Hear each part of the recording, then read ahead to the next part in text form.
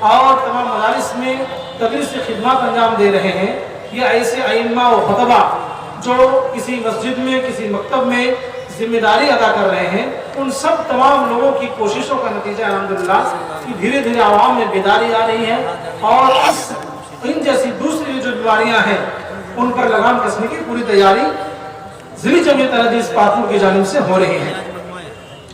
ہم اہالیان پاکور مرکز جمعیت اہل حدیث ہند کے نہایت شکر گزار ہیں کہ 2004 میں سرزمین پاکور میں آل انڈیا اہل حدیث کانفرنس منعقد کیا، جس سے علاقے میں عوام کے اندر اہل حدیث کی پہچان ہوئی۔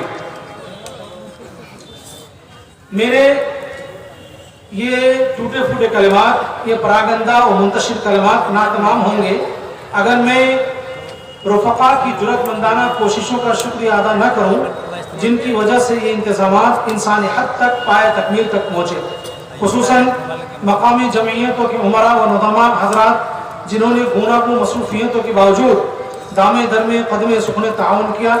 خاص طور پر وہ علماء قابل ذکر ہیں جنہوں نے زرعی مسابقہ کو کامیابی سے ہمکنار کرنے کے لیے انتھک کوششیں کی۔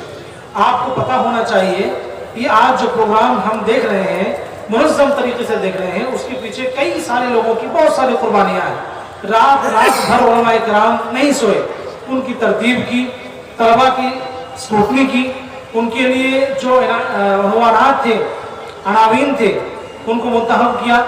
اس کے بعد انعامات کی تقسیم کے بارے میں رائے مشورے ہوئے، علماء کرام کو دعوت نامے بھیجے گئے وغیرہ وغیرہ۔ حکم صاحبان ایسے ہوں کہ کوئی ایسا بچہ جس ادارے میں پڑھتا ہو، ان کی ذمہ داری میں وہ بچہ مسابقے میں شریک نہ ہو، اس کے سلسلے میں کافی مادہ بچی ہوئی۔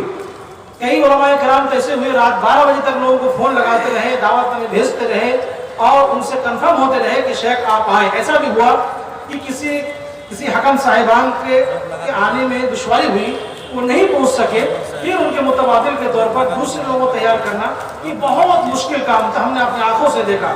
اللہ رب العالمین تمام لوگوں کی کاوشوں کو قبول فرمائے اور آپ تمام کی دعاؤں کی برکت سے وہ اپنی زندگیوں میں خوش اور خیر و عافیت سے رہے۔ ربنا تقبل منا انك انت السميع العليم وتب علينا انك انت التواب الرحيم سبحان ربك رب العزة عما يصفون وسلام على المرسلين والحمد لله رب العالمين والسلام عليكم ورحمة الله وبركاته۔